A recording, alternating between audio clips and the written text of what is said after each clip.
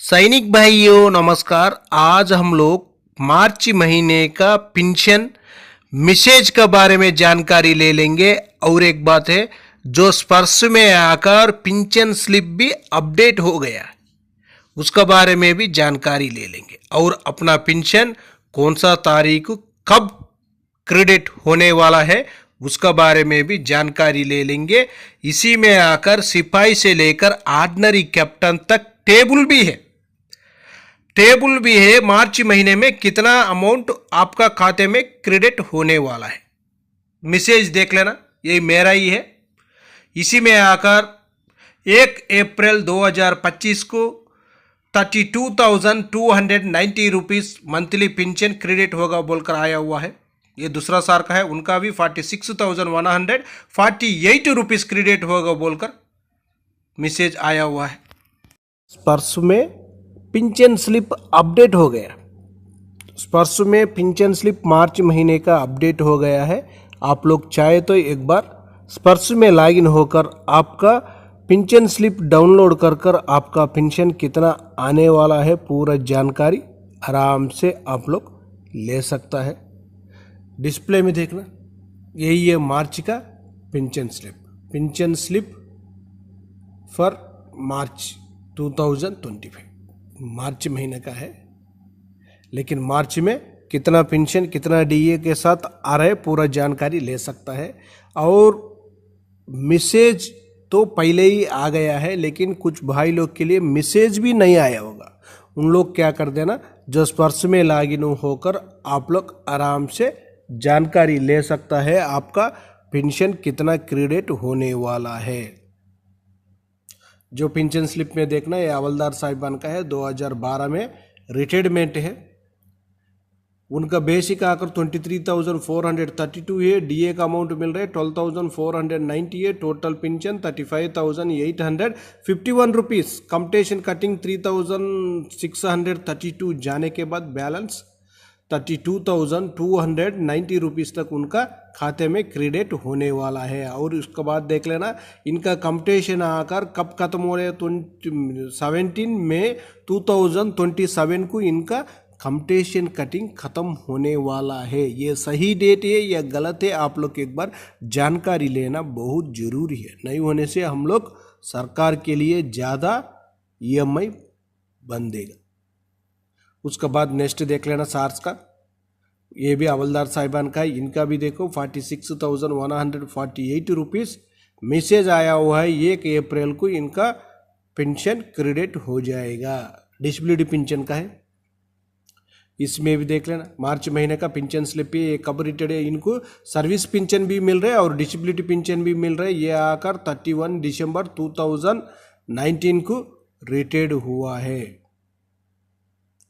और इनका बेसिक भी देख लेना, इनका बेसिक 26,825 रुपीज़ इनको आकर एमएससीपी नायक सुबेदार का बेनिफिट मिला हुआ है। 24 साल सर्विस किया हुआ है हवलदार साहिबान, इनको एमएससीपी बेनिफिट मिला हुआ है। और डिसेबिलिटी एलिमेंट का भी पेंशन मिल रहा है, डिसेबिलिटी एलिमेंट का भी पेंशन मिल रहा है। देखो इनका बेसिक तो 26,825 हो गया और डिसेबिलिटी एलिमेंट का पेंशन कितना हो गया, 16,095 रुपीज़ हो गया। इसमें टोटल डीए कितना बन रहा है, 22,748 रुपीज़। टोटल पेंशन आकर 65,668 रुपीज़। इनका कंप्टेशन आकर जो सर्विस पेंशन पर कितना हो रहा है, 12,200 है। और डिसेबिलिटी पेंशन पर 7,320 रुपीज़। टोटल आकर जो कंप्टेशन कटिंग हो रहे हैं 19,520 रुपीज़ इनका खाते में क्रेडिट हो जाएगा। 46,148 रुपीज़ तक इनका खाते में जो पेंशन है क्रेडिट हो जाएगा। लाइफ सर्टिफिकेट भी देखो, 30 नवंबर तक इनका लाइफ सर्टिफिकेट का ड्यू भी। और इनका कंप्टेशन कब खत्म हो रहे वो भी एक बार जानकारी लेना बहुत जरूरी है। देखो 3 जून 2035 12,200 रुपये। और डिसेबिलिटी पेंशन आकर देख लेना, डिसेबिलिटी पेंशन का जो कंप्यूटेशन 7,320 रुपीज़ है। 2 जून 2035 35 की इनका कटिंग खत्म होने वाला है। आप लोग एक बार जानकारी लेना बहुत जरूरी है। क्यों बोलने से जो पेंशन स्लिप में और इनका डेट गलत से दे दिया, 1 साल ज़्यादा दिया है बहुत आदमी के लिए। आप लोग एक बार चेक कर लेना, 1 महीना या 2 महीने नहीं होने से 1 साल तक उसका जो कौन सा साल में ख़त्म होना था वो साल नहीं है, उससे ज़्यादा दिया हुआ है। इसलिए आप लोग जानकारी लेना बहुत ज़रूरी है। उसका बाद देखो टेबल भी है, जो मार्च महीने का सिपाही से लेकर ऑर्डिनरी कैप्टन तक OROP3 का बेसिक का मुताबिक और 53% DA के साथ कैलकुलेशन कर मार्च महीने का जो पेंशन है कितना क्रेडिट होने वाला है 1 अप्रैल 2025 को, टेबल के साथ पूरा जानकारी ले लेंगे। ये सिपाही साहिबान का है, 6 मंथ सर्विस किया हुआ सिपाही से लेकर 24 ईयर्स तक टेबल है। सबसे पहले भी देख लेना, इसमें 6 मंथ का है, उसके बाद 5 ईयर्स तक है इसी टेबल में। 5 ईयर्स 6 मंथ से लेकर 8 ईयर 6 मंथ तक है नेक्स्ट टेबल में। सिपाही साहिबान का आराम से जानकारी आप लोग ले सकता है इसी टेबल में। जो अपना लिए पेंशन आकर जो फरवरी में कितना मिला हुआ है उतना ही मिलेगा। क्यों बोलने से कुछ भाई लोग को कम मिलने से कम ही मिलेगा बोलकर नहीं बता रहा हूँ। आप लोग का आकर बराबर जो OROP3 का बेसिक, उसका बाद 53% DA के साथ कैलकुलेशन करने के बाद कितना पेंशन बनता है उतना पेंशन आपका खाते में क्रेडिट हो जाएगा इसी महीना 1 अप्रैल को। उसके बाद नायक साहिबान का देखो, नायक साहिबान TS नायक MSCP सिपाही के लिए MSCP 1 मिला हुआ और ACP 1 मिला हुआ, पे लेवल 4 होने से वाई ग्रुप का टेबल नंबर 7 के साथ बेसिक है, इसमें आराम से जानकारी ले सकता है। उसके बाद 16 साल का हवलदार साहिबान, उनका बेसिक 20,790 है, टोटल पेंशन आकर 31,700। नेक्स्ट देख लेना, नेक्स्ट नायक साहिबान 16 ईयर 6 मंथ से लेकर 17 ईयर्स तक है, 32,876 रुपीज़ पेंशन। उसके बाद 18 साल सर्विस करने से 22,151 बेसिक है, उसका टोटल पेंशन 33,891 रुपीज़ है। उसके बाद 20 साल सर्विस करने से 22,726 है, टोटल पेंशन 34,770 रुपीज़ है। नेक्स्ट देख लेना, 20 ईयर 6 मंथ से लेकर 21 ईयर तक बेसिक जानकारी ले सकता है। नेक्स्ट आकर 21 ईयर 6 मंथ से लेकर 28 ईयर्स तक इसी टेबल में आराम से जानकारी ले सकता है नायक साहिबा। 23 ईयर सर्विस किया वो होने से 23,569 है, टोटल पेंशन आकर 36,060 रुपीज़ तक उनका पेंशन मिलेगा। उसका बाद हवलदार साहिबान, हवलदार साहिबान है, इसी में नायक के लिए MSCP 1 मिला हुआ होने से इसी टेबल में जानकारी ले सकता है। सिपाही के लिए MSCP 2 मिला हुआ होने से इसी टेबल में जानकारी ले सकता है। आप लोग का आकर आपका PPO में, कोरिजेंडम PPO में भी एक बार जानकारी ले लेना, आपका पे लेवल 5 होने से यही बेसिक आपका होगा। उसके बाद नेक्स्ट देखो, 15 ईयर 6 मंथ से लेकर 16 ईयर तक जानकारी ले सकता है। उनका बेसिक कितना है OROP3 में और टोटल पेंशन कितना। नेक्स्ट देख लेना, 16 ईयर 6 मंथ से लेकर 17 ईयर 6 मंथ तक है। जो 17 ईयर 6 मंथ होने से उनका 22,994 बेसिक है, टोटल पेंशन 35,180 रुपीज़।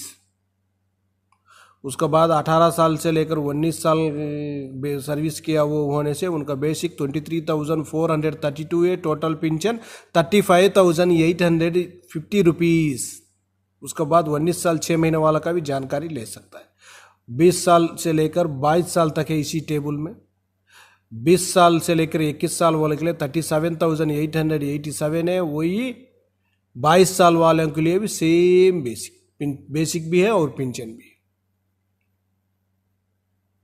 उसका बाद 24 ईयर 6 मंथ से लेकर 25 ईयर्स तक बेसिक अलग है, 24,875 है। Total pension 38,058 rupees total pension मिलेगा। उसका बाद 25 ईयर 6 मंथ से लेकर 28 ईयर्स तक है, इनका टोटल पेंशन 39,140 रुपीज़। उसके बाद नायक सूबेदार साहिबान का देखो, इनका भी 17 साल 6 महीने से लेकर 28 साल तक इसी टेबल में OROP3 का मुताबिक बेसिक। उसका बाद 53% DA के साथ टोटल पेंशन कितना मिलेगा, जो मार्च महीने का पेंशन कितना मिलेगा 1 अप्रैल को आप लोग आराम से इसी टेबल में जानकारी ले सकते हैं। जो 24 साल सर्विस करने से इनका बेसिक 26,900 है, टोटल पेंशन 41,157 रुपीज तक इनका टोटल पेंशन बन जाएगा। नेक्स्ट टेबल देख लेना सूबेदार साहिबान का।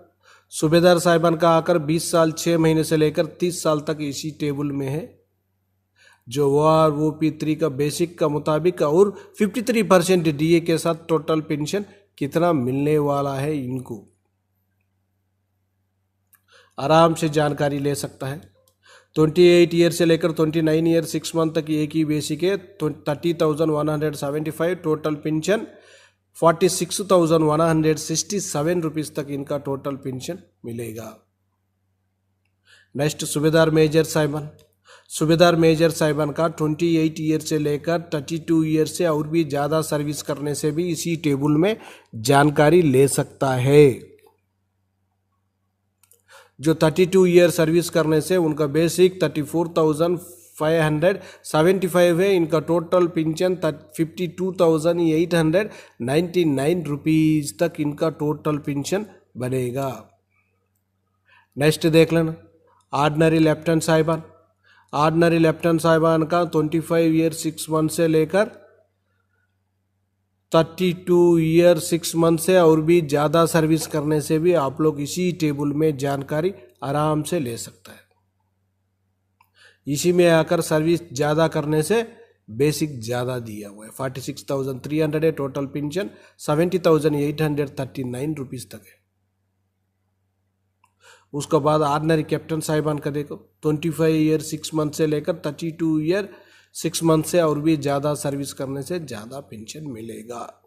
इसमें 31 से लेकर 32 सर्विस करने से 42,625 है, टोटल पेंशन 65,216 रुपीज़ तक इनका टोटल पेंशन मिलेगा। मार्च महीने का पेंशन 1 अप्रैल को आपका खाते में क्रेडिट हो जाएगा। ओके फ्रेंड्स, ये वीडियो आपको पसंद आने से सब्सक्राइब करो, लाइक करो, शेयर करो। आप लोग आराम से स्क्रीनशॉट लेकर भी जानकारी ले सकता है आपका पेंशन इसी महीने में कितना क्रेडिट होने वाला है। Okay friends, SHS polyclinic Jamnagar आपका इस वीडियो में हार्दिक स्वागत करता हूं। आज का विषय सेल्फ डिक्लेरेशन। ये ECHS बेनिफिशियरीज और उनके डिपेंडेंट्स के लिए क्यों ज़रूरी है, आइए जानते हैं इस वीडियो के माध्यम से। ये एक लेटर इसके ऊपर सर्कुलेट हुआ है जो कि सेंट्रल ऑर्गेनाइजेशन की तरफ से और रीजनल सेंटर की तरफ से भी रिसेंटली हम सभी के पास पहुंचा है। इस लेटर को आपने ESM व्हाट्सएप ग्रुप में देखा होगा या सुना होगा। तो इस जो एडवाइजरी है इसके मुख्य बिंदु क्या हैं, आइए जानते हैं। सबसे पहला, सर्वे में ये पाया गया है कि जब भी हमारे साथी रेफरल लेकर इम्पैनल हॉस्पिटल में जाते हैं तो इम्पैनल हॉस्पिटल में काफ़ी फ्रॉड केसेस पाए गए हैं। उदाहरण के तौर पर कि कोई पेशेंट आधे दिन के लिए एडमिट हुआ और जो हॉस्पिटल जो क्लेम फॉरवर्ड करता है वो 5 दिन का है। सेकेंड बिंदु कि सेल्फ डिक्लेरेशन हम सभी ने जब ECHS कार्ड्स बनवाए थे तब हमने ये सबमिट किया था, लेकिन हमारे काफ़ी साथी ऐसे हैं जिनको कार्ड बनाए हुए काफ़ी वर्ष हो चुके हैं तो शायद उनको याद न हो। तीसरी गाइडलाइन कि अगर भविष्य में ऐसा कोई भी फ्रॉड हमारे कार्ड के ऊपर पाया जाता है तो उसकी जो जिम्मेदारी है वो उसके प्राइमरी बेनिफिशियरी की होगी। अगला बिंदु, ऐसा फ्रॉड पाए जाने पर आपका कार्ड बिना नोटिस के कैंसिल किया जा सकता है। तो ये सेल्फ डिक्लेरेशन की जागरूकता के मुताबिक, इस एडवाइजरी के मुताबिक हमने ये वापस साइन करना है और 30 जून से पहले ECHS की साइट पर अपलोड करना है। इन सभी के लिए जो फॉर्मेट है वो आपको स्क्रीन पे दिखाया गया है, जो कि ऑलरेडी ESM ग्रुप में आपके साथ सर्कुलेट किया गया है। अगर आपके पास ये फॉर्मेट नहीं है तो अपने नज़दीकी पॉलीक्लिनिक में फ़ोन कीजिए और इसको प्राप्त कीजिए। इस फॉर्मेट के पाने के बाद जो आपके तरफ से जो एक्शन होने चाहिए वो इस प्रकार है। अपने नज़दीकी पॉलीक्लिनिक में जाइए। जब जाते हैं 3 चीज़ें आपके पास होनी चाहिए। एक, इसका प्रिंट आउट जो कि सेल्फ डिक्लेरेशन का है। दूसरा, आपका ID जो कि मोबाइल नंबर होता है। और तीसरा, पासवर्ड। ये आप साइन कीजिए, पॉलीक्लिनिक में जमा कीजिए, अपलोड करवाइए। समय है आपके पास अगले 3 महीने, तो कोशिश कीजिए जितना जल्दी आप इसको साइन करके अपलोड कर सकें। अब मेरे से कुछ साथियों का ये डाउट रहता है कि ये अगर मेरे साथ 4 डिपेंडेंट हैं तो सभी को जमा करना है या सिर्फ मुझे। तो मैं आपको बताना चाहता हूँ कि सेल्फ डिक्लेरेशन जो है सिर्फ प्राइमरी बेनिफिशियरी यानी मुझे ही जमा करना है, मेरे डिपेंडेंट्स को जमा करने की ज़रूरत नहीं है।